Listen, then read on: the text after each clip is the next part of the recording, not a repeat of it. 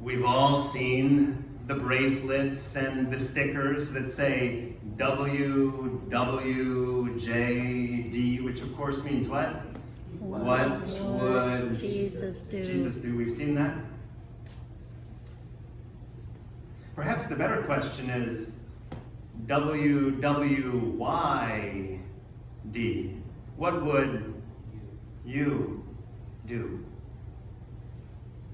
Today's scriptures cause me to think of that television show by the same name. Do you remember the television show, What Would You Do, with John Quinones? John Quinones would have secret cameras all around recording people to see what they do. And then he would essentially ask the question, if you were in this situation, what would you do? So far, so good. So in one episode, for instance, he has an actress, someone who's going to pretend now, who's walking down the sidewalk and then she faints, and he wants to see how long it's going to take for people to respond. The actress goes, she faints, she falls down, and within 4 to 6 seconds on average, someone steps up to help her. How cool. Amen? Amen. 4 to 6 seconds, and she has help. So John Quinones changed it up a little and said, let's have a person who looks to be homeless. You ready for this one? You think they're going to respond in 4 to 6 seconds? Yikes.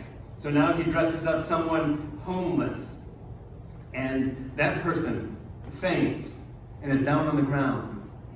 It takes not 3 or 4 or 6 seconds, it takes 3 minutes now before someone offers to assist. Isn't that how we treat different people differently? But John Quinones didn't stop there. Next, he took someone who looked homeless and put a beer can in his hand. Are you ready for this one now? So now, when this person is down on the ground, beer can in hand, you gotta love it because 88 people step around this person. 88. And my favorite, I hate to call her out like this, but my favorite is a woman who, as she's stepping around him, makes the sign of the cross like this. It just keeps on going. Yikes. See why that comes to mind with today's gospel? 88 people walk right by him without offering to help. And then comes a woman, Linda Hamilton, whom John Quinones will later interview. And Linda Hamilton stops and tends to him. Now, the story that we learn later is that Linda Hamilton herself was homeless for quite some time. So she had a spot in her heart for people who suffered like the suffering that she knew. And so when she's trying to help this person, she doesn't have a cell phone on her, but she's asking, could you call 911? Could you call 911? And people just keep on walking by. After those first 88 people walked by, now an additional 26 people walk by without offering to help. And Linda gets it. She sees the beer can in the man's hand, and she takes it out of his hand and throws it away and continues to ask, will you call 911? Could you call 911, please? And finally, after 114 people walk by, someone else steps in to help. The question is not WWJD, follow me. The question is WWYD. What would you do? What would I do? What would we do in these situations? Amen. In today's first reading, we hear how it is that God shows no favorites. God doesn't hold the holy holies of this world as favorites, but has a concern for all people, especially for those who don't have anyone looking out for them. For the poor and the oppressed, the widow and the orphan. Those are the people that God holds especially close to God's heart. What did we hear in today's responsorial psalm? The Lord hears what? The cry of poor. The Lord hears the cry of the poor. Today's gospel is a classic. Luke is such a great storyteller because there are two people in the temple, the holy, the Pharisee, the religious leader, and the tax collector, the despised tax collector. So of course, if God's going to hear their prayers and look on them with favor, of course God's going to look more favorably on the Pharisee than on the tax collector. Amen? And yet Jesus flips the story. Because the tax collector recognized his own sinfulness, whereas the Pharisee looked over his nose at other people. Oh God, I thank you that I'm not like all the other people in this world, especially like that tax collector.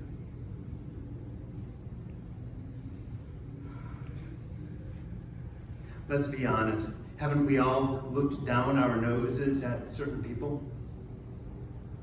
Maybe because of their age, maybe because of their religion or their politics, their sex or sexuality, their race or ethnicity.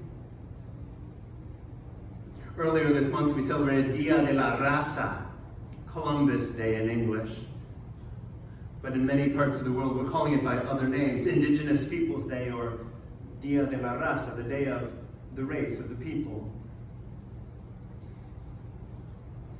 John Quinones, in another episode of What Would You Do?, had a busy park which had a bike rack there, and he was going to have an actor try to steal one of these bikes and see how long it would take for people to catch on. And so he had the first actor go in, a white male, obviously stealing a bike, and 100 people passed by without saying or doing a thing to the white man. You know where this story is going. John Quinones asked a gentleman from the African American community to do the same. Did 100 people walk by? They were instantly on him. Excuse me, what are you doing? Are you trying to steal that bike? And isn't that how we subtly treat people differently as well? We say that we love all people. Oh, I love everyone. But isn't it true that we still treat people differently or show different levels of love to people? I love some people a little more. Today's gospel challenges us. More than anything, it challenges us not to be, are you sitting down for this? Not to be snobs. Do you know where that English word snob comes from? Back centuries ago, the nobility wanted to distinguish between themselves and all the others. And so when someone who was not of the nobility came before them and they needed to note it in a record, they put behind that person's name S period N-O-B period, meaning sine nobilitate. This person is without nobility. Oh, did you know that? S period, N-O-B period, sine nobilitate. This person is not a noble person. And isn't it interesting that we started to use that S period, N-O-B period, to label those people as what? Snobs. As people who look down their nose at other people. Huh, you snob. What I love about this month is that at the beginning of the month of October, we celebrated St. Francis of Assisi. Have you heard of St. Francis of Assisi? Many of us have. What I love about that story is that St. Francis of Assisi was a snob. He was a young, haughty, rich man who looked down his nose at other people. Until one day, the light bulb went off and he recognized the face of Christ in a leper. And he got off his horse, literally, and embraced that leper as his brother. He went from being a snob From seeing that person as sine nobilitate, as without nobility, to seeing that person as a sister or brother. Was Jesus a snob? Do you remember the story of the Last Supper? What did Jesus do before he died? He got down and washed his disciples' feet. He didn't look down his nose at other people. He got down and was looking up to them. How's that for two examples for us to follow? St. Francis of Assisi no longer looked down on people, but started looking up to them and serving them.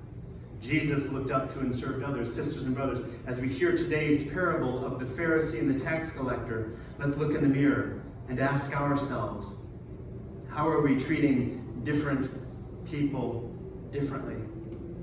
Are we being snobs looking down at others?